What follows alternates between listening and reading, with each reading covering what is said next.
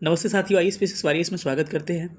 और ये geography PYQ का अंतिम सीरीज है, पार्ट 3 है। इसके साथ ही सारे PYQ आपके ख़त्म हो गए, जिसमें बहुत लोगों का डिमांड था कि जो 6 to 8 में क्वेश्चन पूछा गया था अभी 15 मार्च को TRE 3 में, सर उसका कैंसिल जो पेपर हुआ था उसका सर क्वेश्चन चाहिए। कहीं से न कहीं से मैंने जुगाड़ करा के क्वेश्चन उसका मंगवाया है, उसको सॉल्यूशन मैं कर दे रहा हूँ। इसके अलावा PRT के प्रश्न अब नहीं बचे थे, सारे खत्म हो चुके हैं। इसके अलावा TGT के प्रश्न हैं और PGT के प्रश्न हैं। इसके साथ ही टोटल 89 प्रश्न होंगे। ज्योग्राफी टोटल सीरीज आपका समाप्त हो जाता है। अब इसका सारा का क्या आएगा, एक आपका एक कंप्लीट सीरीज आएगा जिसमें आपको पूरा ज्योग्राफी का एक ही वीडियो होगा। या तो उसको हम लाइव लेके आ सकते हैं या फिर जैसे देखते हैं, जैसा हो सकेगा हम लोग करेंगे वैसा। चलिए सेशन को हम लोग स्टार्ट करते हैं और आज के पहले क्वेश्चन पर मूव करते हैं। पहला क्वेश्चन आपको स्क्रीन पे दिख रहा होगा। प्रश्न कह रहा है कि निम्नलिखित में से किसकी नेपाल के साथ सीमा सामान्य सीमा है। मतलब कि भारत के कौन से ऐसे राज्य हैं जो नेपाल के साथ क्या करते हैं, बाउंड्री शेयर करते हैं। तो इसमें देख पाइएगा तो आपको दिख रहा होगा ऑप्शन में कि यहाँ पर पश्चिम बंगाल दिख रहा है, सिक्किम दिख रहा है, बिहार दिख रहा है, उत्तराखंड और उत्तर प्रदेश दिख रहा है। तो अब इस प्रश्न का अगर राइट आंसर जानना चाहे तो इस प्रश्न का करेक्ट जो आंसर होने वाला है, इसका करेक्ट आंसर ऑप्शन बी ही होने वाला है। अब किस देश की सीमा कितनी लगती है, इसके लिए मैं एक फाइल बनाया हूँ, चार्ट बनाया हूँ। इस चार्ट से सारा चीज़ क्लियर हो जाएगा। मैं आपको करके उसको दिखा रहा हूँ। तो चलिए चार्ट को हम लोग एक बार नज़र दौड़ाते हैं। चार्ट क्या है, तो इसमें देख पा रहे होंगे एक चार्ट है और चार्ट में सबसे पहले देखिए कि पूछा जाए कि भारत की सबसे लंबी सीमा जो है किस देश के साथ लगती है। आंसर क्या होगा, बांग्लादेश के साथ 4096.7 किलोमीटर आपको ध्यान रखना है। और कितने राज्यों के साथ, 5 राज्यों के साथ सीमा लगती है, पश्चिम बंगाल, मेघालय, मिजोरम, त्रिपुरा और असम। सबको मैप भी रखा हूँ, मैप में आपको सबको दिखाऊंगा, लेकिन अभी थोड़ा सा देखते चलिए आप लोग। दूसरा सबसे लंबी सीमा अगर नहीं रहे वो तो क्या हो जाएगा, 3488 चीन के साथ लगता है। और भारत और चीन के बीच में जो बाउंड्री होती है उसको हम लोग मैकमोहन लाइन कहते हैं, पूर्वी चीन वाला भाग, पूर्वी भारत वाले भाग। चीन के साथ भी भारत के 5 राज्य सीमा साझा करते हैं, हिमाचल प्रदेश, उत्तराखंड, सिक्किम, अरुणाचल एंड लद्दाख। पाकिस्तान की बात किया जाए तो 3323 किलोमीटर सीमा लगती है पाकिस्तान के साथ। और भारत पाकिस्तान की बाउंड्री को हम लोग रेड क्लिफ लाइन के नाम से जानते हैं। भारत और पाकिस्तान के बीच 5 राज्य सीमा साझा करती है, गुजरात, राजस्थान, पंजाब, जम्मू कश्मीर और 2 केंद्र शासित प्रदेश लद्दाख। यानी केंद्र शासित प्रदेश जोड़ के मैं लिखा हूँ, इसमें ये राज्य केवल नहीं है। नेपाल के साथ सीमा लगती है आपके उत्तर प्रदेश, बिहार, पश्चिम बंगाल, सिक्किम और उत्तराखंड। यही प्रश्न आपको पूछा गया था अभी जो था प्रश्न, ठीक है। म्यांमार के साथ 1643 किलोमीटर बाउंड्री लगती है, नेपाल के साथ 1751। कैसे याद रखें, 1751। 4 राज्यों के साथ बाउंड्री म्यांमार की लगती है, अरुणाचल प्रदेश, नागालैंड, मिजोरम, मणिपुर। और भारत और म्यांमार के बीच में सीमा साझा करने वाले पर्वत का नाम है आराकान योमा, इस बात को भी ध्यान रखिएगा। भूटान के साथ 699 किलोमीटर बाउंड्री लगती है और 4 राज्य भूटान के साथ सीमा साझा करते हैं, पश्चिम बंगाल, सिक्किम, अरुणाचल प्रदेश और असम। इसके अलावा अफगानिस्तान की भारत की सबसे छोटी बाउंड्री लगती है, मात्र 106 किलोमीटर। पूछा भी जा सकता है सबसे छोटी बाउंड्री डुरांडू लाइन, एक केंद्र शासित प्रदेश लद्दाख है। लेकिन जब पूछा जाए कि पाकिस्तान और अफगानिस्तान के बीच में डुरांडू लाइन है, लेकिन जब कहे भारत और किस देश के बीच में, भारत और अफगानिस्तान के बीच में, क्योंकि भारत अफगानिस्तान में छोटा है, लेकिन मेनली जो बना है किसके लिए, डुरांडू लाइन 1896 में बना था, पाकिस्तान और अफगानिस्तान के बीच ही बना था, ठीक है। टोटल 15,106 और 18 राज्य और 8 भारत के क्या है, टोटल केंद्र शासित प्रदेश है। अब आइए एक चीज़ को हम लोग मैप में एक चीज़ को हम लोग देखने की कोशिश करते हैं कि मैप में कौन कौन सी चीज़ें आपको दिख रही। चलिए मैप को थोड़ा सा बड़ा करते हैं और शुरुआत करते कहाँ से, बांग्लादेश के साथ। यहाँ साथियों आपको दिख रहा होगा, मुझे लग रहा है कि अच्छा से आपको दिख रहा होगा, बड़ा इसलिए मैं कर रहा हूँ कि अच्छा से आपको थोड़ा सा दिखे। यहाँ डायग्राम में आप देख पा रहे होंगे कि इस जो साइड दिखा हुआ ये खाली वाला क्षेत्र जो दिख रहा है, ये वाला क्षेत्र, ये इसी को क्या कहते हैं हम लोग, बांग्लादेश कहते हैं, ठीक है। इसको बांग्लादेश कहते हैं। भारत और बांग्लादेश के बीच में सबसे लंबी सीमा लगती है, हमने कहा था 4096.7 किलोमीटर लगभग लगती है बाउंड्री।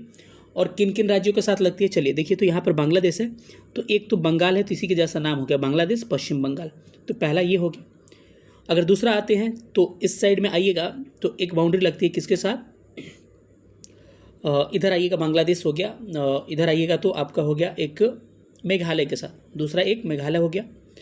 और मेघालय के साथ साथ एक बाउंड्री आपको असम के साथ भी लगती है। ये जो आपको यहाँ तक मेघालय ये वाला है, लेकिन ये वाला जो दिख रहा है ना, ये पीला वाला, ये असम है, तो 3 हो गया, असम के साथ लगती है। इसके अलावा इधर आते हैं तो त्रिपुरा ये वाला और एक मिजोरम ये वाला, यही टोटल 5 बाउंड्री शेयर करता है आपका बांग्लादेश के साथ भारत। और सबसे बड़ी बांग्लादेश की सीमा भारत की सीमा बांग्लादेश के साथ ही लगती है। दूसरा आपने देखा होगा देश पाकिस्तान। पाकिस्तान और भारत की बाउंड्री टोटल 3300, चीन की दूसरा चीन हो जाएगा। चीन और भारत के बीच बाउंड्री 3488 किलोमीटर है। और कितने राज्य और केंद्र शासित प्रदेश, इसको जोड़ के अगर बात करें आपसे तो यहाँ पे देख पाएंगे आप मैप में, मैं आपको दिखा रहा हूँ। तो इसमें देखिएगा तो केंद्र शासित प्रदेश कौन सा हो जाएगा, एक लद्दाख आपका केंद्र शासित प्रदेश हो जाएगा। कौन सा, लद्दाख। तो लद्दाख एक केंद्र शासित प्रदेश। राज्य देखिएगा तो हिमाचल प्रदेश एक हो गया, दूसरा उत्तराखंड हो गया, तीसरा सिक्किम हो गया और चौथा क्या हो गया आपको अरुणाचल प्रदेश हो गया। यानी आपको देख रहे हो जो चीन, टोटल चीन ये आपको यहाँ दिख रहा है सब चीन है, बीच में नेपाल आ जाता है, ये भूटान आ जाता है। यानी कि 4 राज्यों और एक केंद्र शासित प्रदेश की बाउंड्री लगती है किसके साथ आपको चीन के साथ। कितनी बाउंड्री टोटल 3488 किलोमीटर। और इधर वाले बाउंड्री भारत चीन को LAC कहा जाता है, ये वाले बाउंड्री को, लेकिन इधर वाले को हम लोग मैकमोहन लाइन के नाम से जानते हैं। तो इतना आपने देख लिया। अब आते हैं भारत और पाकिस्तान के बीच में जो बाउंड्री शेयर होती है, थोड़ा सा उसको आपको मैं मैप में दिखाते चलूँ। तो भारत पाकिस्तान के बीच में तीसरे स्थान पर पाकिस्तान आता है लंबी बाउंड्री में, लगभग 3323 किलोमीटर भारत और पाकिस्तान के बीच बाउंड्री लगती है। और इस लाइन को हम कहते हैं आपको कौन सी line, red cliff line. Red से मैं दिखा दे रहा हूँ, ठीक है। कितने राज्य केंद्र शासित प्रदेश, 2 केंद्र शासित प्रदेश, एक लद्दाख और दूसरा जम्मू कश्मीर। 2 केंद्र शासित प्रदेश हो गए। राज्य को देखा जाए तो एक पंजाब, दूसरा राजस्थान और तीसरा हो गया गुजरात। यानी कहें तो 2 + 3 यानी कि 2 राज्यों, 2 केंद्र शासित प्रदेश और 3 राज्यों के साथ भारत और पाकिस्तान की सीमा लगती है। तो इसको थोड़ा सा ध्यान रखिएगा। और भारत पाकिस्तान के बीच में जो बाउंड्री बनती है उसको रेड क्लिफ लाइन के नाम से जानते हैं। इसके अलावा बढ़ते हैं साथियों म्यांमार की तरफ। तो भारत और म्यांमार की सीमा देखा जाए तो कितना यहाँ पर देखिएगा कितने राज्यों के साथ, 4 राज्यों के साथ लगती है। 4 राज्य कौन से हो जाएंगे, यहाँ से शुरुआत करते हैं। अरुणाचल प्रदेश 1 हो गया, नागालैंड 2 हो गया, मणिपुर 3 हो गया और मिजोरम 4 हो गया। 4 राज्यों के साथ। वही कहा जाए भूटान का, तो भूटान भी 4 राज्यों के साथ सीमा साझा करता है। कौन कौन से हो जाएंगे आपके, एक आपका हो जाएगा यहाँ से असम दिसपुर वाला क्षेत्र, असम से लगता है। एक पश्चिम बंगाल भी देखिए भूटान के पास क्या है, 2 ये हो गया। इसके अलावा देख पाइएगा आप यहाँ पर अरुणाचल प्रदेश भी हो गया, 3 हो गया। और एक आप देख पाइएगा सिक्किम इस साइड से 4 हो गए। 4 के साथ सीमा लगती है। और एक आपका बच जाता है क्या, एक बच गया आपका अफगानिस्तान वाला क्षेत्र। तो यहाँ आइएगा तो मात्र भारत और अफगानिस्तान के बीच में जो बाउंड्री लगती है, मात्र एक केंद्र शासित प्रदेश की बाउंड्री लगती है, जिसका नाम क्या है, जिसका नाम साथियों है लद्दाख। ये वाली बाउंड्री लद्दाख वाली लगती है। मुझे लग रहा है कि बाउंड्री से जो भी सवाल पूछे जाएंगे सारे प्रश्नों का आप आसानी से दे पाएंगे। चलिए अगले प्रश्न पर मूव करते हैं। प्रश्न आपको फिर से क्या कह रहे हैं, प्रश्न ये बोल रहा है साथियों कि पर्वत श्रेणियों का जो क्रम दिया है इसमें कह रहे हैं कि इसका चोटी का घटता हुआ क्रम ऊंचाई के साथ सजाना है। तो अगर चोटी का घटता हुआ क्रम अगर ऊंचाई के साथ देखा जाए तो दुनिया की, आपने सुना होगा कि दुनिया की सबसे ऊंची चोटी का नाम है कि माउंट एवरेस्ट। और माउंट एवरेस्ट नेपाल में स्थित है और इसकी ऊंचाई कितनी है, 8848 मीटर इसकी ऊंचाई है, किलोमीटर, ठीक है। पहले स्थान पर ये आ गया।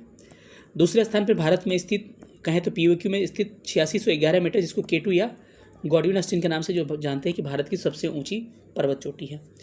तीसरे स्थान पर भारत और सिक्किम के बाउंड्री पे है आपका, नाम क्या है आपका, कंचनजंगा, 8598 किलोमीटर क्या है इसकी बाउंड्री है। और भारत और ये कहाँ पर, स्पेशली भारत के सिक्किम राज्य में स्थित है। इसके अलावा आगे अगर बात करते हैं तो मकालू जो है, माउंट मकालू की ऊंचाई कितनी होती है, 8481 किलोमीटर क्या है, मीटर, सॉरी किलोमीटर नहीं, सारा मीटर होगा। मीटर क्या है आपकी माउंट मकालू की ऊंचाई है। 5वें मकालू कहाँ है आपका, नेपाल में। धौलागिरी की ऊंचाई की बात किया जाए तो धौलागिरी कितनी है आपकी, 8172 मीटर क्या है धौलागिरी की ऊंचाई है। अगर साथियों अन्नपूर्णा की बात किया जाए तो अन्नपूर्णा की जो ऊंचाई है 8078 मीटर क्या है अन्नपूर्णा की ऊंचाई है। तो इसको जब कंपेयर करिएगा तो सबसे ऊंचा क्या हो जाएगा, माउंट एवरेस्ट हो जाएगा। माउंट एवरेस्ट क्या हो जाएगा, सबसे ऊंचा हो जाएगा। इसमें प्रश्न क्या बोला है, थोड़ा सा एक बार प्रश्न को हम लोग गौर से देख लेते हैं। प्रश्न क्या करें, पढ़िएगा। तो इसमें जो ऑप्शन देख पा रहे होंगे एक से अधिक सही नहीं है, क्योंकि बस यही सही दिख रहा है हमको। माउंट एवरेस्ट 8848, उसके अलावा कंचनजंगा 8598, धौलागिरी आपका 8172। तो एक ऑप्शन सही लग रहा है, लेकिन पूछा कौन सा क्रम सही नहीं है, तो सही नहीं ये भी नहीं है, क्योंकि 8848 हो गया और ये क्या हो गया 8172, लेकिन कंचनजंगा क्या होगा 8598। भाई 81 के बाद 85 आता है, ये गलत हो जाएगा पहला भी। अभी पहले धौलागिरी दे दिया है आपका, कंचनजंगा 8598 है और ये क्या है 8172, तो इससे छोटा हो गया ना, तो ये भी गलत है आपका सी भी, और ये भी गलत है। यानी उपयुक्त में से एक से अधिक क्या होगा, सही नहीं होगा। और कितना देखिए बेहतरीन प्रश्न है, ऐसे प्रश्नों को आप थोड़ा सा ठीक से करिएगा, एग्जाम में सावधानी पूर्वक करिएगा, नहीं तो अलबला के आदमी ऑप्शन बी कर देगा और ऑप्शन गलत हो जाएगा। समझ पा रहे होंगे। चलिए अगले प्रश्न पर चलते हैं। अगला प्रश्न आपको क्या कह रहा है, निम्नलिखित में से किसे दक्षिण की गंगा के नाम से जानते हैं, दक्षिण गंगा के नाम से। तो इस टर्म पे ध्यान रखिए, बड़ा कंफ्यूज होता है बच्चा, दक्षिण गंगा या फिर कहें तो दक्षिणी गंगा, दोनों हम लोग गोदावरी को कहते हैं, या वृद्ध गंगा या बूढ़ी गंगा। किसका नाम है, गोदावरी है। गोदावरी दक्षिण भारत की सबसे लंबी नदी है। इसकी लंबाई 1465 किलोमीटर है और ये कहाँ से निकलती है, त्र्यंबक से निकलती है। इसकी सहायक नदी कौन सी है, महत्वपूर्ण सहायक नदी पूर्णा, वेनगंगा, पेनगंगा, इंद्रावती, मंजीरा, वर्धा, ये सब क्या है, इसकी प्रमुख सहायक नदियाँ हैं। लेकिन अगर कावेरी को कहा जाए तो कावेरी दक्षिण की गंगा, की लग गया ना, दक्षिण की, क कावेरी, क दक्षिण की गंगा या दक्षिण भारत की गंगा। दक्षिण भारत की गंगा कौन सी है, की गंगा कावेरी है। कावेरी नदी कहाँ से निकलती है, ब्रह्मगिरी पहाड़ी से निकलती है और इसकी लंबाई 800 किलोमीटर है, इसको ध्यान रखिएगा। महानदी की लंबाई 858 है, 958 है, इसको भी आप ध्यान रख सकते हैं। ठीक है, तो इस हिसाब से ऑप्शन क्या हो जाएगा, ऑप्शन इसका सी बिल्कुल सही उत्तर हो जाएगा। निम्न में से कौन सा मैंग्रोव वन के बारे में कह रहा है कि संबंधित है। घने लंबे वृक्ष होते हैं, पौधों की जड़ें जो होती है अंदर डूबी रहती है, सबको पता है कि पानी में हुआ तो डूबा रहेगा जड़। उसके अलावा कह रहा है कि दलदल कीचड़ खारा जल, पता है गंगा ब्रह्मपुत्र का क्षेत्र ऐसा ही होता है। इस हिसाब से कह रहा है कि कौन सा स्टेटमेंट इसमें से सही है, तो एक से अधिक क्या हो जाएगा, सही हो जाएगा, यानी कि ऑप्शन नंबर डी इसका क्या हो जाएगा, करेक्ट उत्तर हो जाएगा। अगला प्रश्न कह रहा है साथियों कि निम्नलिखित में से कौन सा भारत में बाघों के आरक्षित क्षेत्र नहीं है। पश्चिम बंगाल का सुंदरवन है ही, उत्तराखंड का जिम कार्बेट है ही जो भारत का पहला राष्ट्रीय उद्यान है, मध्य प्रदेश का बांधवगढ़ है ही, तो सब है, कह रहे कौन नहीं है, तो क्या होगा, उपयुक्त में से कोई नहीं इसका करेक्ट आंसर हो जाएगा। अगला प्रश्न कह रहा है आपको कि निम्नलिखित में से किस नदी को बिहार का सुख कहा जाता है। तो कोसी को बिहार का सुख वही कहा जाए। बंगाल का सुख हम लोग किसको कहते हैं, दामोदर को कहते हैं, या फिर जैविक मरुस्थल बायोलॉजिकल डेजर्ट कहा जाता है। गंडक जो है छपरा में मिलती है गंगा से, वही आपको हाजीपुर के पहलेजा घाट गंडक जो है आपको हाजीपुर के पहलेजा घाट में मिलती है। वहीं घाघरा जो है आपको गंडक में गंगा में छपरा में मिलती है, इसको ध्यान रखें। गंगा की टोटल लंबाई 2525 किलोमीटर है। इस सारी बातों को आपको थोड़ा सा फोकस करके चलना होगा।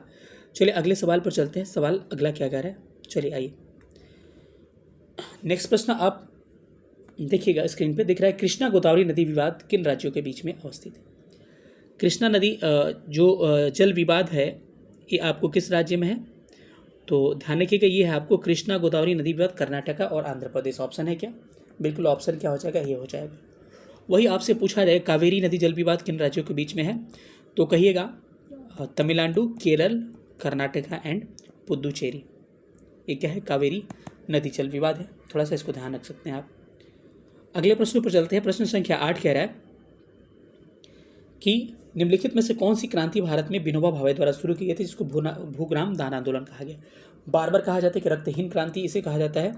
8 अप्रैल 1951 को पोचमपल्ली जिला आंध्र प्रदेश से स्टार्ट किया गया, जो कि वर्तमान में तेलंगाना में स्थित है। इसको रक्तहीन क्रांति के नाम से जाना जाता है। ठीक है, तो इसका आंसर क्या हो जाएगा, ऑप्शन बी इसका बिल्कुल करेक्ट उत्तर हो जाएगा।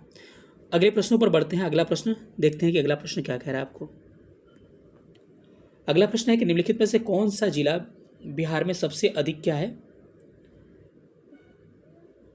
कह रहा है कि बिहार का कौन सा जिला अधिक नहीं है, अभ्रक होगा, अभ्रक भंडार उत्पादन के लिए जाना जाता है। तो इसमें क्या हो जाएगा, एक से अधिक जिले हो जाएंगे जो कि इसके लिए जाने जाते हैं। तो जिनको डिटेल में पढ़ना है इस वीडियो को, उपयुक्त में से एक से अधिक हो जाएगा इसमें अभ्रक के लिए। लेकिन अगर आपको डिटेल में पढ़ना होगा तो आप देख सकते हैं, एक बेल्ट आता है गया, नवादा, हजारीबाग वाला बेल्ट, जमुई वाला बेल्ट, तो एक से अधिक हो जाएगा। तो क्या होगा, उपयुक्त में से एक से अधिक हो जाएगा। जिनको देखना है इसका डिटेल वीडियो, सोना जमुई और पश्चिमी चंपारण में, पाइराइट्स रोहतास में, चूना पत्थर रोहतास मुंगेर में, या फिर आप कह सकते हैं कैमूर में, कोयला जो है भागलपुर मुंगेर में, मैग्नीज गया पटना मुंगेर में, ग्रेनाइट नवादा मुंगेर, जमुई में मैग्नेटाइट आपको जमुई में पाया जाता है, बक्साइट रोहतास मुंगेर में, डोलामाइट रोहतास में, और चीनी मिट्टी मुंगेर, भांका और भागलपुर में। जिसको देखना है इसका डिटेल वीडियो जाके देखिए, बिहार स्पेशल का मेरा सीरीज, उसमें डिटेल में बताया गया, पीडीएफ के साथ एक लिस्टिंग किया गया, उसको देख लीजिएगा। चूँकि मैं इसको ऑलरेडी पढ़ा चुका हूँ इसीलिए इसको डिटेल में एक्सप्लेन नहीं कर पा रहा हूँ। ठीक है, चलिए अगले सवाल पर हम लोग मूव करते हैं। नेक्स्ट प्रश्न आपको क्या कह रहा है। अगला प्रश्न आपको दिख रहा होगा, कह रहा है कि भारत में 1855 में प्रथम जूट मिल कहाँ स्थापित किया गया था, तो क्या था, रिसरी था वेस्ट बंगाल का जो प्रथम जूट मिल। अगर कहा जाए प्रथम भारत का आपको सूती कारखाना मुंबई में स्थापित किया गया था कवासी नानाभाई डाबर के द्वारा 1854 में। इन सारे प्रश्नों को आप थोड़ा सा ध्यान रख सकते हो। ऑप्शन क्या हो जाएगा? ऑप्शन इसका सी करेक्ट हो जाएगा।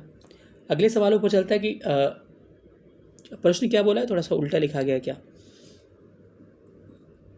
मतलब कोई डिग्री चैनल दिया है 8 डिग्री है, प्रश्न में 8 डिग्री था, ध्यान रखिएगा। 8 डिग्री चैनल जो है किस देश को अलग करता है, तो ध्यान रखिएगा साथियों, यहाँ 8 डिग्री चैनल हो गया, यहाँ 9 डिग्री चैनल हो गया और यहाँ 10 डिग्री चैनल हो गया। तीनों को मैं बता दे रहा हूँ। मालदीव और मिनिकॉय, देश हो गया मालदीव और इधर लक्षद्वीप का मिनिकॉय को कौन अलग करता है? 8 डिग्री चैनल अलग करता है मालदीव को मिनिकॉय से। मिनिकॉय से लक्षद्वीप की राजधानी जो है कवरत्ती है, ये 9 डिग्री चैनल था, पूछे 9 डिग्री चैनल मिनिकॉय से कवरत्ती को अलग करता है। वही अंडमान से निकोबार को अलग करता है, अंडमान से निकोबार को 10 डिग्री चैनल अलग करता है।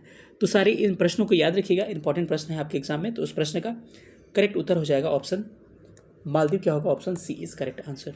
ठीक है, चलिए अगले सवाल पर चलते हैं। अगला प्रश्न क्या कह रहा है? अगला प्रश्न बोल रहा है आपको कि चुंबा घाटी स्थित है, चुंबी घाटी स्थित है कहाँ पर? तो जो घाटी देख रहे हैं चुंबी घाटी, ये अवस्थित है कहाँ पे? आपको सिक्किम और तिब्बत के बीच में अवस्थित है। ठीक है, इसके अलावा आपसे पूछा जाए नुब्रा घाटी कहाँ है? नुब्रा ये कहाँ पर? लद्दाख में है। वहीं पूछा जाए मरखा घाटी कहाँ है? मरखा घाटी भी कहाँ पर? आपका लद्दाख में है, लद्दाख में है। ठीक है, इसको ध्यान रखिएगा। वैसे ही आपसे पूछे सांगला घाटी कहाँ है? हिमाचल प्रदेश में है, सांगला HP हिमाचल प्रदेश में है। ये सारी घाटियों का नाम आप याद रख सकते हैं। केरल का शांत घाटी केरल में है, फूलों की घाटी आपको उत्तराखंड में है। तो सारी घाटियों को थोड़ा सा एक बार रिकॉल कर लीजिएगा। चलिए अगले प्रश्न पर आते हैं। अगला प्रश्न कह रहा है कि निम्नलिखित नवीनतम अध्ययनों के अनुसार एशियन प्लेट से भारतीय प्लेट जो था टकराने का बिंदु रूप पहचान की जा सकती है। तो इसका हो जाएगा 1 से अधिक, क्योंकि मानसरोवर बना था उसी प्लेट के टकराव से माना और लाटो भी बना था। मानसरोवर से 3 नदियाँ निकलती हैं, सिंधु, सतलज और ब्रह्मपुत्रा नदी। इसको आप ध्यान रख सकते हैं। ऑप्शन 1 से अधिक इसका करेक्ट हो जाएगा।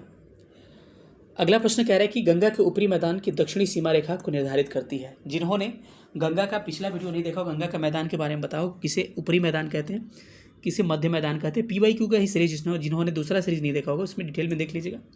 दक्षिण भारत उत्तर भारत का विभाजन जो होता है विंध्य पर्वत श्रेणी होता है, यानी ऑप्शन इसका ए करेक्ट हो जाएगा। चलिए इसके अलावा अगले प्रश्नों पर हम लोग मूव करते हैं। अगला प्रश्न आपको क्या कह रहा है? अगला प्रश्न देख रहा है कि चंबल नदी अपवाह तंत्र किस तरह के अपवाह तंत्र का उदाहरण है?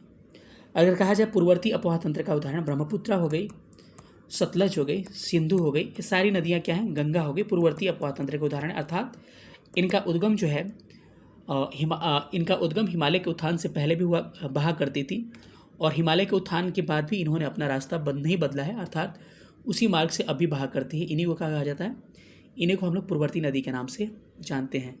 तो ये आप समझ के पूर्ववर्ती नदी आखिर में होती क्या है। और इसमें जो देख पा रहे होंगे कि चंबल जो है किस तरह की अध्यारोपित नदी का एग्जाम्पल किसे कहा जाता है? चंबल को कहा जाता है। यानी इस प्रश्न का आंसर क्या हो जाएगा? आंसर आपका अध्यारोपित हो जाएगा, यानी कि ऑप्शन इसमें ए करेक्ट हो जाएगा। ठीक है, मानसून की उत्पत्ति की तापीय विचारधारा के प्रतिपादक कौन थे? तो बताइएगा कौन थे, इसका आंसर क्या होगा? तो इसका करेक्ट आंसर एडमंड हैली हो जाएगा। बाकी कोपेन के जलवायु वर्गीकरण के अनुसार मैं बता दूंगा, उत्तर बिहार की जलवायु क्या है? CWG है। वही दक्षिण बिहार की जलवायु क्या है? AW है। इसको ध्यान रखिए, इसका ऑप्शन ए करेक्ट हो जाएगा। भारत में शीतकालीन वर्षा जो है सर्वाधिक किससे प्राप्त होती है? ध्यान रखना कि भारत में शीतकालीन वर्षा जो है 3 कारणों से होती है। एक आपको उत्तर पश्चिमी, पिछले वीडियो में एक्सप्लेन किया हूँ, पश्चिमी विक्षोभ से जो कि भूमध्य सागर से आती है, भारत के उत्तर पश्चिमी भागों में वर्षा कराती है ठंडी दिनों में। पहला ठंडी के दिन बारिश, और दूसरा पूर्वी तटों पे, चाहे उड़ीसा सरकार उत्तरी सरकार तट हो गया कोरोमंडल। अब कंपेयर किया जाए तो पंजाब हरियाणा में बारिश होगा, कोरोमंडल में सबसे अधिक कहाँ होता है? कोरोमंडल में। किस कारण से होता है? उत्तर पूर्वी मानसून या लौटता हुआ मानसून। अगर जिन्होंने नहीं देखा होगा पिछला वीडियो मेरा देख लीजिएगा, डिटेल में एक्सप्लेन किया हूँ ज्योग्राफी PYQ पार्ट 2 में। नीलगिरी पहाड़ियों पर पाई जाने वाली वनस्पति का सामान्य प्रकार क्या है? तो इसका आंसर क्या होगा? समशीतोष्ण कटिबंधीय, उपोष्ण कटिबंधीय, उष्णार्द्र कटिबंधीय। इसका क्या आंसर होने वाला है बताइएगा? तो इसका आंसर हो जाएगा समशीतोष्ण कटिबंधीय। याद रखिएगा नीलगिरी 3 राज्यों में फैला है, कर्नाटक, केरल एंड तमिलनाडु। नीलगिरी की सबसे ऊंची चोटी का नाम क्या है? डोडा बेटा, और दक्षिण भारत की सबसे दूसरी ऊंची चोटी है। ठीक है, भारत की सबसे ऊंची चोटी का नाम क्या है? आपका अनाई नाम है, जिसका नाम है 2695 मीटर इसकी ऊंचाई है। और वही बात करें आपका डोडा बेटा, इसकी ऊंचाई कितनी? 2637 मीटर क्या है इसकी ऊंचाई है। इनका ऊंचाई ध्यान रखिएगा। अगले सवाल पर चलते हैं। अगला सवाल कह रहा है कि 2001 से लेकर 2011 के बीच में भारत की दशकीय वृद्धि दर कितनी है। तो याद रखना साथियों, दशकीय वृद्धि दर कई लोग मार देंगे 17.5, लेकिन नहीं, 17.7 है। 17.5% क्या है? भारत की जनसंख्या विश्व की जनसंख्या की 17.5% है, लेकिन दशकीय वृद्धि दर देखा जाए एनसीईआरटी के हिसाब से तो 17.64% है। कभी कभी 17.7 लिखा जाता है। तो एनसीईआरटी के हिसाब से याद रखिए 17.64%, यानी कि 2001 से लेकर 2011 10 साल के बीच में भारत की जनसंख्या कितना प्रतिशत से बढ़ा है। वहीं कहा जाए सबसे ज़्यादा दशकीय वृद्धि दर कहाँ हुआ है? 87.9% कहाँ पर? मेघालय में हुआ है। वहीं सबसे कम दशकीय वृद्धि दर जो कहाँ पे हुआ है? आपका नागालैंड में हुआ, जो कि निगेटिव में चला गया है, लगभग -0.6%। इसका जनगणना 2011 का वीडियो आएगा, उसमें हर चीज़ें आपको क्या हो जाएगा, क्लियर हो जाएगा। उपयुक्त में से कोई नहीं इसका क्या होगा, करेक्ट आंसर हो जाएगा। अगले सवालों पर चलते हैं। अगला सवाल भी 2011 की जनगणना से है, मैं करवाऊंगा इसको। 2011 की जनगणना के अनुसार भारत में सर्वाधिक जनसंख्या वाले राज्यों का क्रम कौन सा है? तो इसमें अधिक जनसंख्या वाले राज्य आपको दिख रहे होंगे। सबसे अधिक जनसंख्या कहाँ है? यूपी में है, दूसरा महाराष्ट्र में है, और तीसरा क्या है? बिहार है। तो ऑप्शन क्या हो जाएगा? सी हो जाएगा। वही क्षेत्रफल के हिसाब से बात किया जाए तो सबसे ज़्यादा क्षेत्रफल राजस्थान का है, दूसरा महाराष्ट्र का है, और तीसरा क्या हो जाएगा? एमपी हो जाएगा। चलिए, तो इसका आंसर क्या होगा? ऑप्शन सी इसका करेक्ट आंसर होने वाला है। अगले सवाल पर आते हैं साथियों। अगला सवाल कह रहा है कि 2011 की जनगणना के अनुसार भारत में सर्वाधिक साक्षरता दर राज्यों का सही क्रम पूछा है कि भारत में जो लिटरेट राज्य हैं तो साक्षरता दर का एक्चुअल जो क्रम है वो क्या होगा।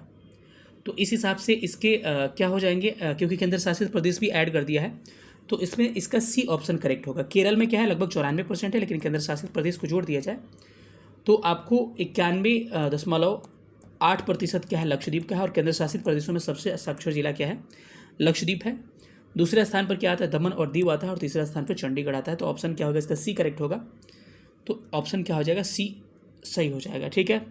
अगला सवाल कह रहा है कि 1901 से लेकर 1931 के बीच में भारत में ऋणात्मक नगरीकरण रहा, मतलब कि नगरों में नगरीकरण यानी कि नहरों का विकास नहीं हो पाया। इसका एक्चुअल कारण क्या था?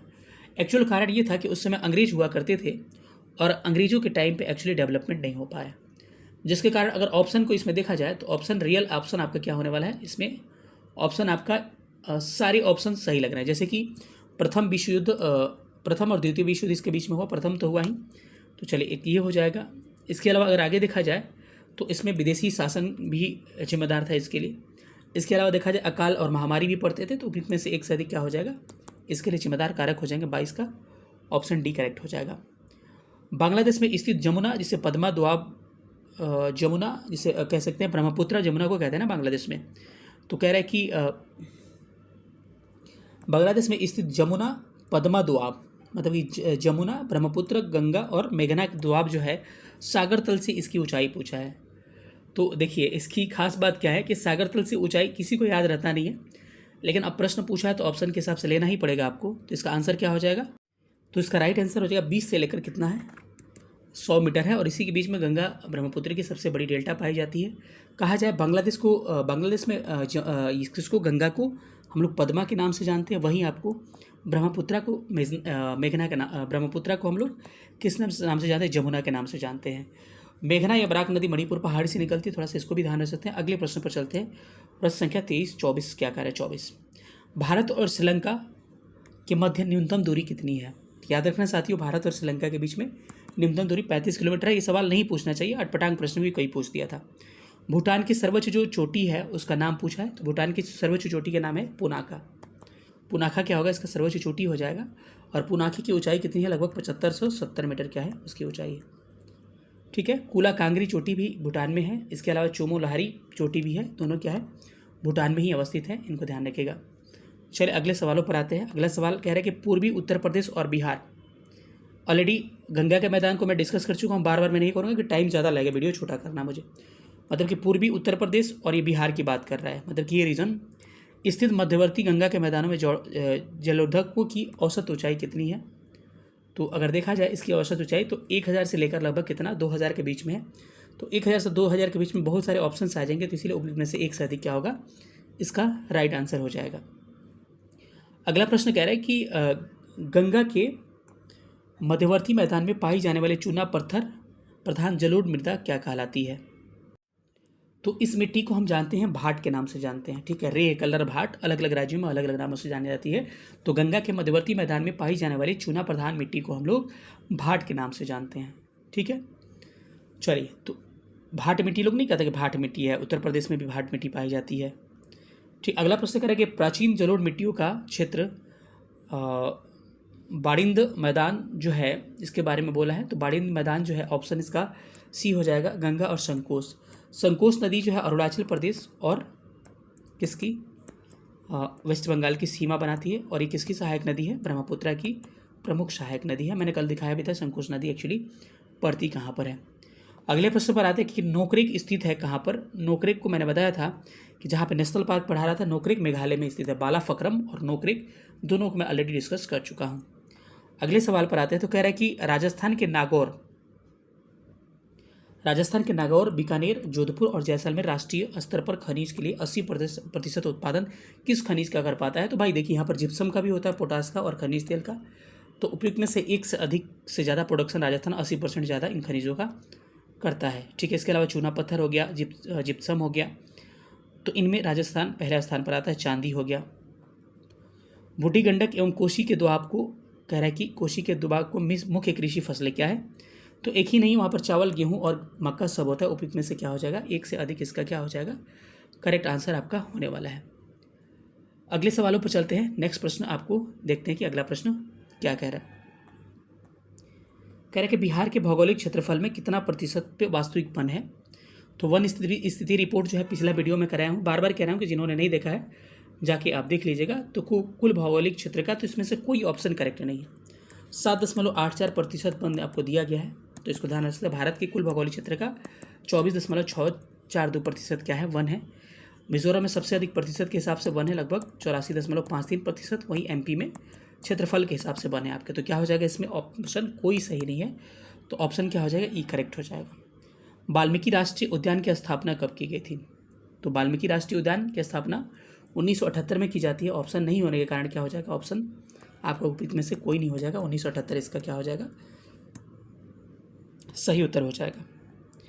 कोसी बांध परियोजना का अंग नहीं है, कौन सा अंग नहीं है। जिन्होंने मेरा बिहार स्पेशल का वीडियो नहीं देखा होगा जाकर देख लीजिएगा। कोसी हनुमान नगर, यहाँ पूर्वी कोसी या पश्चिमी कोसी निकाली गई है। तो पूर्वी कोसी, पश्चिमी कोसी सब इसका है। लेकिन आप जो इसमें देख पा रहे होंगे, तो भारत और ये क्या हो जाएगा, पूर्वी कोसी, हनुमान नगर, नेपाल तीनों हो जाएगा। तो इसमें से उपयुक्त में से कोई नहीं, कह रहे कोई अंग नहीं है, सब अंग है, कोई ऐसा नहीं जिसका अंग नहीं है। तो उपयुक्त में से क्या होगा, कोई नहीं, इसका आंसर हो जाएगा। तो इसका करेक्ट आंसर हो जाएगा कोसी। भारत और नेपाल के बीच समझौता बांध बना था 1954 में, इसको ध्यान रखिएगा, ठीक है। गंडक प्रोजेक्ट 1903 में एनसीईआरटी के हिसाब से और 1904 में ऐसे नेट पे दिखाता है। तो ऑप्शन के हिसाब से आप इसका आंसर लीजिएगा, ठीक है। बिहार में रेशमी वस्त्र का उत्पादन कहाँ पर होता है। तो भागलपुर में क्या होता है, रेशमी वस्त्र का उत्पादन होता है। इसको आंसर क्या होगा, ये होगा। जिन्होंने नहीं देखा होगा, खनिज संसाधन वाला बिहार स्पेशल का मेरा लगभग 3.5 घंटे का वीडियो जाकर देखिएगा, सारा कंसेप्ट आपका क्लियर हो जाएगा।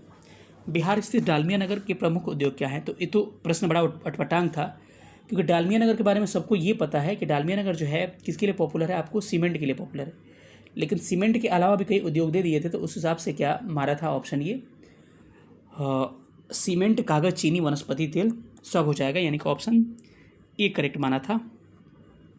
बिहार का हाजीपुर जो है किस रेलवे जोन में आता है।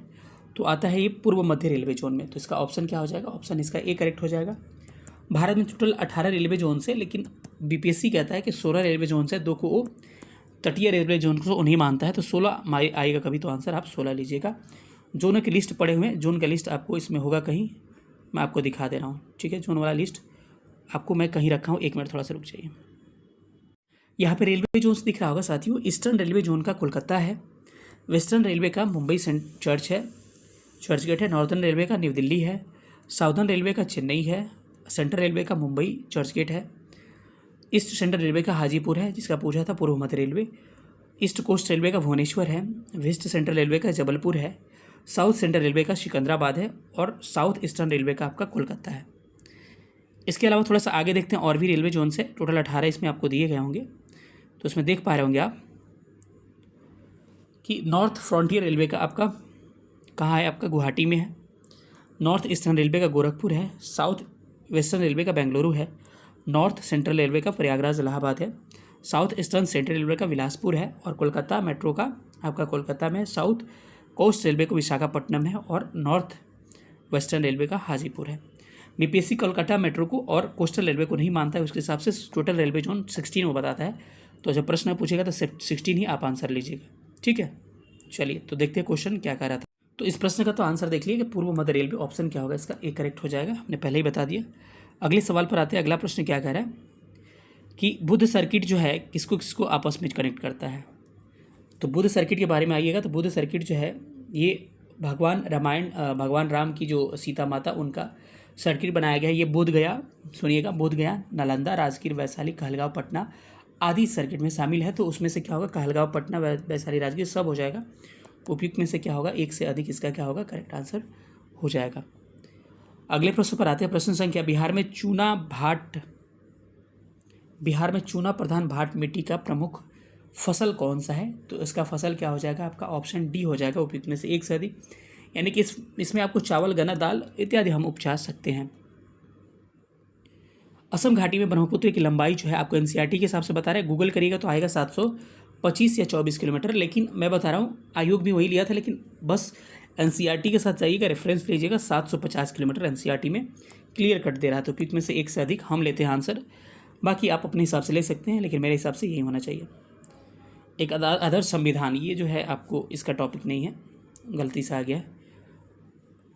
कह रहे हैं कि आधात्विक खनिज कौन सा है। तो अभ्रक क्या है, इसमें आधात्विक खनिज है। अधात्विक को हम वीडियो 2 में डिटेल में बताए हैं, जाके उसको देख सकते हैं आप, ठीक है। भेल जो है किस तरह की कंपनी है, भेल एक तरह की महारत्न कंपनी है, यानी कि सार्वजनिक कंपनी है। ऑप्शन क्या हो जाएगा, ऑप्शन इसका ए करेक्ट होने वाला है। इसका लिस्ट आप थोड़ा सा देख लीजिए। भारत में टोटल महारत्न कंपनी की संख्या 13 है, मैं लिस्टिंग में करवाया हूँ सारा ये।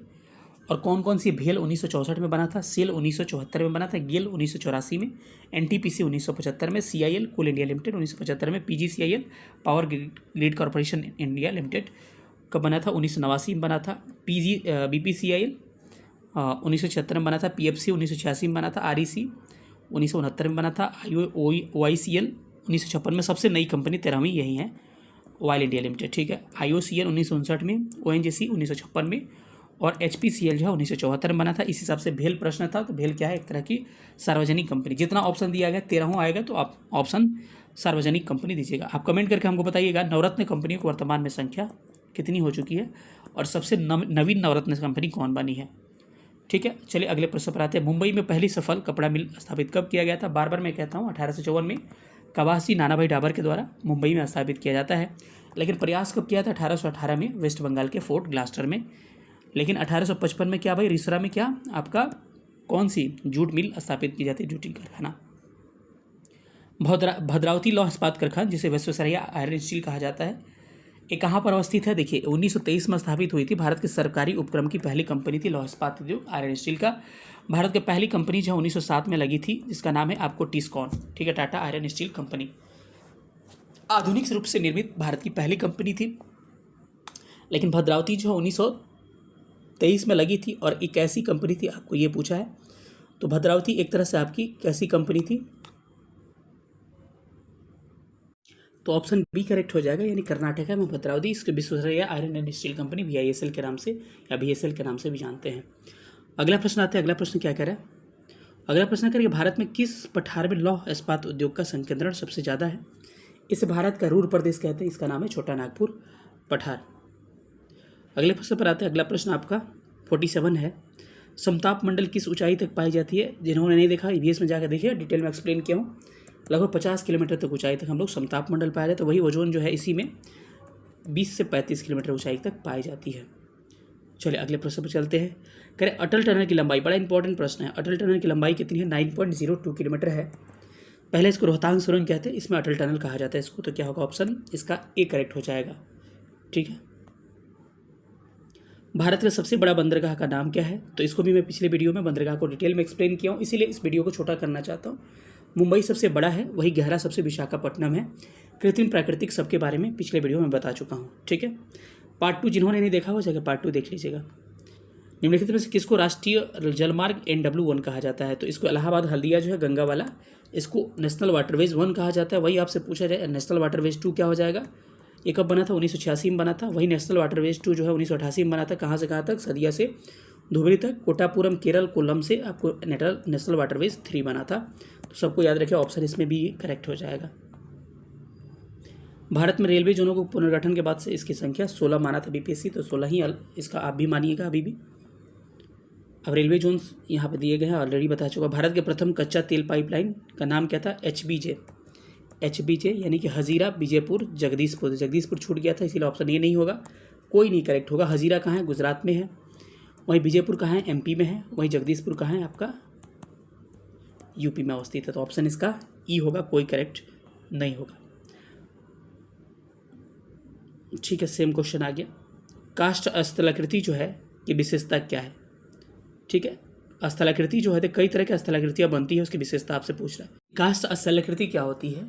जब जाइएगा आप कहाँ पर, चूना पत्थर के क्षेत्रों में, तो उसमें चट्टानों में नीचे रीस के जो चले जाते हैं क्षेत्र, तो ऊपर और नीचे एक स्थलाकृति बनती है चट्टानों में, उसको काष्ठ प्रदेश कहा जाता है। ठीक है, तो इसका आंसर क्या होगा? भूमिगत गुफाएं और डोलाइन है ये। ठीक है, इसके अलावा लोएश क्या किससे बनती है? लोएश आपको बनती है किससे? हवा से।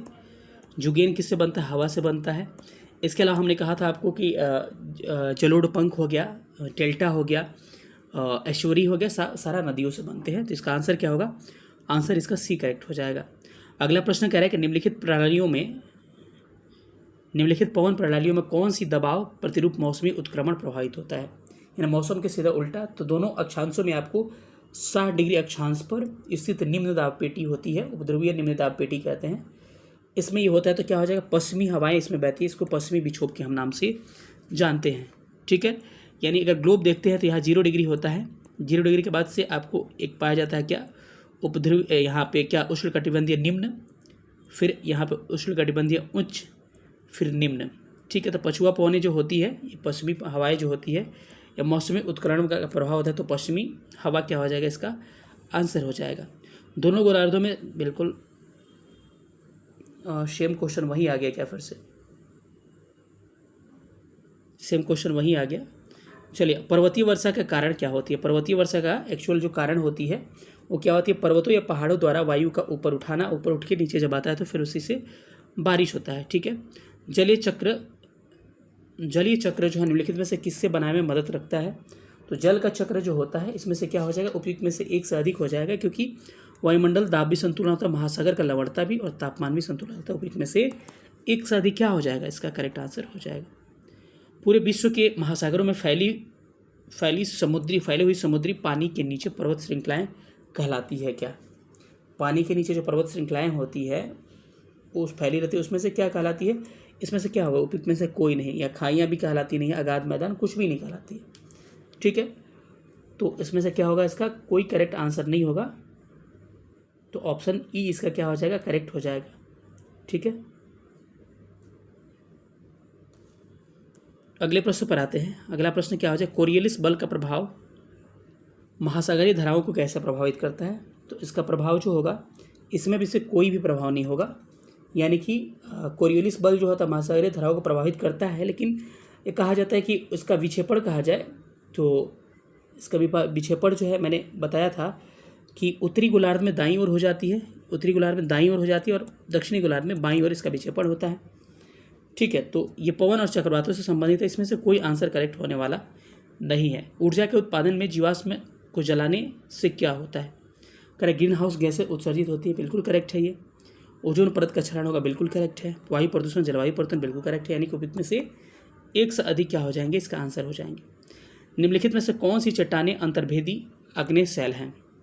तो इसमें से अंतर्भेदी अग्नेय शैल की बात किया जाए तो डाइक जो बनते हैं उसी से बैथोलिक और लेकोलिथ, ये सब किसके हैं? जो अग्नि चट्टान जमीन के अंदर बनते हैं उनको कहा जाता है लेकोलिथ, बैथोलिक और डाइक। आग्नेय चट्टान जो है इसके उदाहरण देखा जाए तो बेसाल्ट और ग्रेनाइट क्या है? अग्नेय चट्टान का उदाहरण है। तो उपयुक्त में से एक से अधिक क्या होगा? इसका करेक्ट आंसर हो जाएगा। भारत के वन सर्वेक्षण 2021 के अनुसार भारत वनावरण प्रतिशत कितना है? तो ऑप्शन के हिसाब से देखा जाए तो इसमें से 24.5% आप ले सकते हैं, पहले भी प्रश्न करवा चुका हूँ। और वन स्थिति रिपोर्ट, फॉरेस्ट रिपोर्ट भारत का ऑलरेडी मैं डिटेल में करवा चुका हूँ। वन क्या है? कहा जाता है वन एक जैविक समुदाय है, यानी कि क्या हो जाएगा? ऑप्शन आपका ए करेक्ट हो जाएगा। किस प्रजाति के विलुप्त होने के कारण, किसी प्रजाति के कौन सा विलुप्त प्रजाति हो गया उसका कारण कह रहा है। तो ऑलरेडी मैं इसको ईवीएस में करा चुका हूँ। इसका आंसर क्या हो जाएगा, प्राकृतिक आवास का नष्ट होना।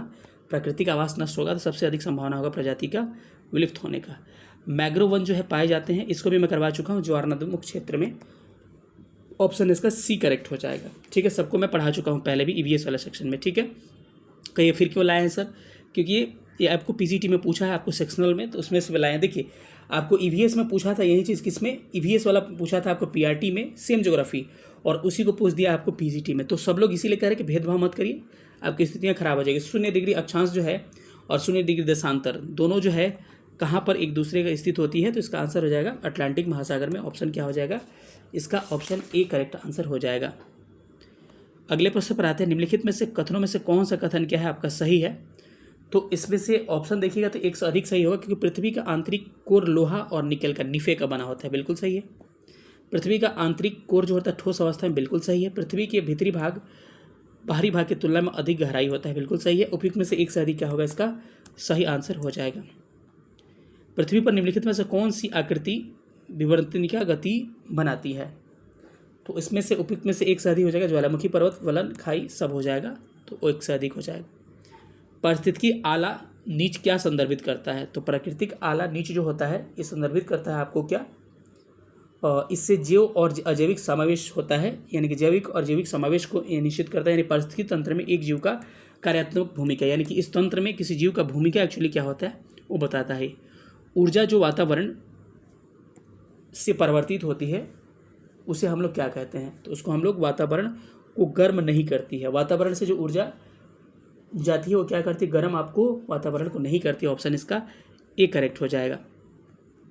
किसी सतह के एल्बेडो का अर्थ क्या है, किसी सतह का एल्बेडो का अर्थ क्या होता है, तो एल्बेडो का अर्थ होता है विकिरण को परावर्तित करने की क्षमता। यानी क्या होता है कि सौर विकिरण जो आती है वो ऊपर से वो कितना कोई गैस इसको सोख के परावर्तित करते, इसी को क्या कहते हैं एल्बेडो अर्थ कहते हैं, सौर विकिरण। इसी के कारण ग्रीन हाउस गैसेज जो होती है वातावरण को क्या करती है, गर्म कर पाती है। अगला प्रश्न है कि वैश्विक तापन ग्लोबल वार्मिंग, देखिए ईवीएस पूछ रहा है, लोग कहते हैं ईवीएस नहीं पूछता है 6 to 8 में पीजीटी में, देखिए ईवीएस पूछ रहा है ज्योग्राफी के रूप में, तो इसीलिए कभी भी आप लोग ईवीएस को इग्नोर मत करिएगा मेरे भाई। पीजीटी वाले भी देखिए, सारा पीजीटी का प्रश्न है 26 अगस्त का। वैश्विक तापन ग्लोबल वार्मिंग से वैश्विक तापन में वृद्धि हो सकता है, क्या होगा ग्लोबल वार्मिंग से, तो ध्यान रखिएगा ग्लोबल वार्मिंग से क्या क्या हो सकता है। तो इससे क्या होगा आपको, एक तो गर्मी की लहरों बढ़ जाएगी, ग्लोबल वार्मिंग पढ़ा चुका हूँ, जिन्होंने नहीं देखा ईवीएस का मेरा मैराथन देख लीजिए जाके। गर्मी बढ़ जाती है, ध्रुवीय बर्फ चोटियाँ पिघलने लगती हैं, उसके बाद जलवायु परिवर्तन, समुद्र का स्तर बढ़ जाता है। उपयुक्त में से एक से अधिक जो पढ़े होंगे आसानी से इस प्रश्न को बना सकते हैं। करें कि उष्णकटिबंधीय चक्रवात के केंद्र में स्थित शांत और कम दबाव वाला क्षेत्र कौन सा है, तो इसमें क्या हो जाएगा, आँख कहते हैं, जैसे कि जहाँ पे प्रेशर कम होता है चक्रवात की आँख कहा जाता है। ठीक है, चलिए निम्नलिखित में से कौन सा नवीकरणीय संसाधन का उदाहरण है, तो इसमें से कौन सा संसाधन हो जाएगा, उपयुक्त में से एक से अधिक वन्यजीव, वन, मिट्टी, उर्वरता, यानी कि एक से अधिक क्या होगा नवीकरणीय होगा, यानी कि खत्म नहीं होने वाला है। ठीक है, निम्नलिखित में से कौन सा सामान्य सुलभ संसाधन है, तो ऑप्शन के हिसाब से ऑप्शन सी क्या होगा, सामान्य सुलभ होगा, क्योंकि यूरेनियम में मुश्किल है, नाइट्रोजन वातावरण में वो भी, तो क्या कहेंगे आप, सबसे सुलभ संसाधन क्या हो जाएगा आपका, ऑप्शन सी हो जाएगा, मिट्टी इज राइट आंसर। अगला प्रश्न करेंगे कृषि की दृष्टि से विश्वतीय क्षेत्र का क्या महत्व है, तो कृषि के क्षेत्र से विश्वतीय क्षेत्र का महत्व, इसमें से विविध प्रकार की फसलें उगाई जाती है, मतलब इसमें क्या कर सकते हैं हम, विविध तरह के फसलें उगा सकते हैं, इसमें कोई बाउंडेशन होता ही नहीं है, तो ऑप्शन क्या होगा इसका सी सही उत्तर हो जाएगा। कृषि की दृष्टि से विश्वतीय से बिल्कुल सेम आंसर क्वेश्चन आ गया। विश्व का कौन सा देश 2022 में कपास में अग्रणी उत्पादक था, तो आपको पता है कि कपास में कपास का सबसे अग्रणी उत्पादक देश का नाम है चीन है, तो ऑप्शन क्या हो जाएगा, ए हो जाएगा। भारत में कपास का उत्पादन सबसे ज़्यादा गुजरात में पाया जाता है। ठीक है, और इसको स्वर्ण कपास जो है आपको गुजरात में पाया जाता है, लेकिन सबसे अधिक कपासी मिट्टी या फिर काली मिट्टी कहाँ पर है, महाराष्ट्र में है, इसको ध्यान रख सकते हैं आप। अनुकूलतम विकास के लिए किस फसल को उष्ण या उपोष्ण कटिबंधीय जलवायु के लिए आवश्यक है, तो इसमें क्या हो जाएगा, ऑप्शन डी हो जाएगा, कपास हो जाएगा, गन्ना और चाय सारे हो जाएंगे। ठीक है, कौन सा देश 2022 में दुनिया में दूध का सबसे बड़ा उत्पादक था, वो कोई नहीं, भारत ही था सबसे बड़ा उत्पादक।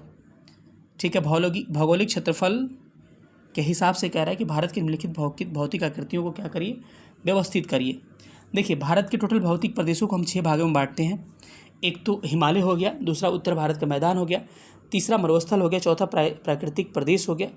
इसके अलावा आपको पाँचवा क्या हो जाएगा, प्रायद्वीपीय पठार हो गया, छठा आपका तटीय मैदान हो जाता है, नहीं पाँचवा तटीय मैदान, और छठा क्या हो जाएगा आपका आइलैंड यानी कि द्वीप हो जाएगा। तो इसमें जो ऑप्शंस दिख रहे हैं तो इसको आपको सजाना है, इस ऑप्शन को क्या इसमें करेक्ट होने वाला है, तो सजाइए, इसको सजाते हैं हम। तो सजाने में इस प्रश्न का करेक्ट आंसर कह रहा है ऑप्शन ए आ रहा है, यानी कि सबसे बड़ा क्या हो जाएगा आपका तटीय मैदान हो जाता है। दूसरे स्थान पर आपका केंद्रीय उच्च भाग आता है, तीसरे स्थान पर आपको महान मैदान, और चौथे स्थान पर उत्तरी पर्वत भौगोलिक क्षेत्रफल आता है। तो ऑप्शन क्या होगा इसका, ये बिल्कुल करेक्ट आंसर हो जाएगा। निम्नलिखित श्रेणियों में से उत्तर से दक्षिण की ओर इसको क्रम में सजाना है। बहुत आसान सा प्रश्न है, जिन्होंने पढ़ा होगा आसानी से इसका जवाब दे सकते हैं। काराकोरम, ये ट्रांस हिमालय, लद्दाख, जास्कर, जो हमसे पढ़े होंगे आसानी से जवाब दे सकते हैं। और धौलाधर पीर पंजाल किसके भाग है भाई, ये मध्य हिमालय के भाग है। यहाँ तो बृहद हिमालय हो गया, और मध्य हिमालय में क्या होगा, धौलाधर पीर पंजाल प्रतियोगिता दर्पण जिसको हम कहते हैं। तो इसका क्रम सजाइएगा, तो इसका क्रम क्या आने वाला है आपका, सबसे पहले काराकोरम, फिर लद्दाख, फिर जास्कर।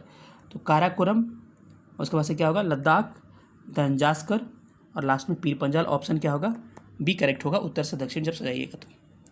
चलिए अगले सवालों पर आते हैं। अगला सवाल कह रहा है कि भारत में मानसून सीजन में अधिकांश चक्रवातों की उत्पत्ति किस अक्षांश के बीच में होती है, तो 10 डिग्री से लेकर 15 डिग्री का अक्षांश के बीच में होती है। ठीक है। अगले प्रश्न, निम्नलिखित में से कौन सा भूस्खलन प्रवृत्ति प्रोन नहीं है, तो इसमें क्या होगा, करेक्ट आंसर इसका हो जाएगा पूर्वी घाट, इसका करेक्ट आंसर हो जाएगा। ठीक है। निम्नलिखित में भारत का कौन सा तट उष्ण कटिबंधीय चक्रवातों से सबसे अधिक प्रभावित होता है, वो तट का नाम है कोरोमंडल तट, जिसमें तमिलनाडु आंध्र प्रदेश आता है। मालाबार तट केरल वाला हो गया। कोंकण क्या हो गया आपका, गुजरात और गोवा के तट को हम लोग क्या कहते हैं, कोंकण तट के नाम से जानते हैं। जब बहता हुआ पानी चिकनी मिट्टी को काटता है और गहरे चैनल बनाता है, तो इस कटाव को हम कहते हैं गली कटाव कहते हैं। ऑप्शन इसका ए करेक्ट हो जाएगा। निम्नलिखित में से कहाँ अक्टूबर नवंबर के महीने में बारिश होती है, दो कारण, पश्चिमी विक्षोभ या उत्तर पूर्वी मानसून। तो क्या हो जाएगा, कोरोमंडल तट हो जाएगा, यानी कि उत्तरी पूर्वी मानसून से कोरोमंडल और उत्तरी सरकार तट, इसका सही होगा कोरोमंडल यहाँ ऑप्शन के हिसाब से। अगला प्रश्न करें, फलों एवं सब्जियों की खेती क्या कहलाती है, तो फलों एवं सब्जियों की खेती को हम लोग किस नाम से जानते हैं, बागवानी के नाम से जानते हैं, इसको बागवानी के अंतर्गत रखा जाता है। ठीक है। फलों के अध्ययन को फोमोलॉजी, सब्जी के अध्ययन को ऑर्गिकल्चर कहा जाता है, और एग्रीकल्चर। इसी के साथ हमारा पूरा सेशन समाप्त होता है। सेशन कैसा लगा सब लोग बताइएगा, और जो भी अपना प्रतिक्रिया होगा दीजिएगा। अब ज्योग्राफी का एक मैराथन आने वाला है, जिसमें सारे पूरे क्वेश्चन आपके PYQ एक साथ रहेंगे। इसके अलावा अदर सब्जेक्ट को भी हम कवर करने की कोशिश करेंगे। सेशन कैसा लगा अपना प्रतिक्रिया दीजिएगा। फिर मिलेंगे अगले वीडियो में, तब तक अपना ख्याल रखिएगा। सेशन देखने थैंक यू सो मच। जय हिंद।